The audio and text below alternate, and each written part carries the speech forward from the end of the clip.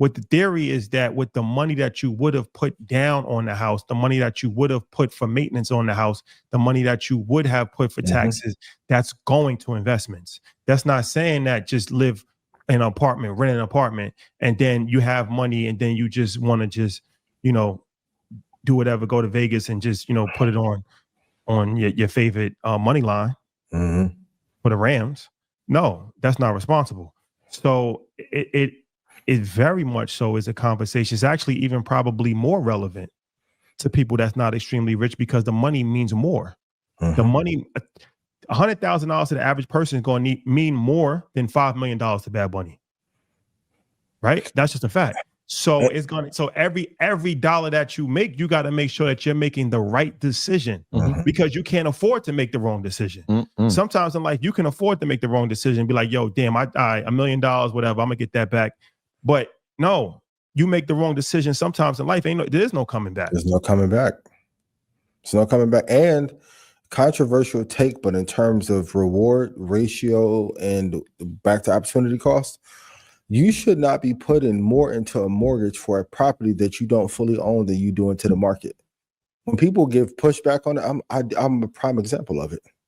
Regardless of whatever wealth, I stayed in a 2-bedroom condo 6-7 years. I know people that had $7,000 and $8,000 mortgages and will put $300 into the market, and they always tell me, "Damn, I should have did it your way."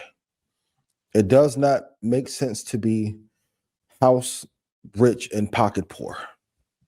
Makes no sense at all. It looks glamorous, but when I get to moving around and you see me, Troy and Rashad, we just look stressed, free, and all that. That's from good decision making. Have reserves. Even my friends be like, "Yo, you could have done." Yes, I could have went and bought that shit, but it's shout to Xander. I love you dearly. Go to bed soon. It feels better to have his college paid for at 6 years old, and he's 10 now. And if I want to take off 3 years of work, I can do so because I put the money into the market to work for me. That's a fact. Put that money away. If my family needs anything, it ain't a question. Go ahead. I don't care what it is. My dad want a pterodactyl for next Invest Fest. What is it? Attached to a rope, whatever you got you. Got you. Pick your struggle though.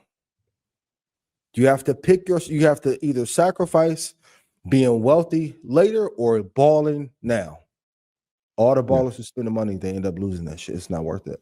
That's a guarantee. That's what I said. You're not going to be able to, and this is coming from a person that was 9 to 5. You're not going to be able to work your way to wealth. It's just not. It's just not. Can't do it. Possible. It don't matter how many jobs you got. You're not going to be able to work your way to wealth. You have to invest. That is the message that I'm sending to every student, every young adult, every adult. Listen to this man speak about how important investing is to now and the future, especially in the terms of AI and the job replacement and the efficiency that's about to happen. Right? There was just a Harvard study that said 13% of college graduates can't find a job because it's been replaced. It's getting wider. That's 2025. That number is only going to increase. You have to figure out alternative ways to make money legally, and investing is at the paramount of that. So you have to have your money make money. I don't care how much money you have; it has to go make money. And this is okay. Let's cause some internet nonsense reaction videos. Investing in stocks is a better investment than investing in real estate. Well, 1,000%. Combination. If you can do both, great. But if you have to pick one, highest return. Warren Buffett said it, and lived it. If you have $1 million, you invested in stocks. 95% of the time, you're gonna make more money than if you invested it in real estate. Especially if you listen to me. If I made you money, please put yes in chat. Listen and think about this. If you're black and brown, listen up. Turn the speakers up real loud. For the first time in history, you have the greatest entrepreneurs on the face of the earth who are white telling black and brown people, "Yo, you got to invest." Before they didn't even want us to have a seat at the table. Now it's like, no, pull up here. Have some water. Vlad, Sam Altman, fucking Jeff Bezos, everybody at scale is on TV every week saying, if you don't invest, I don't know what the economy is going to look like. They're saying AI right now is responsible for 13% of layoffs and could be 26% by 2027. That's not the Magic just told you, you got 3 years. You got 3. We've been You got telling 3 you. years, bro.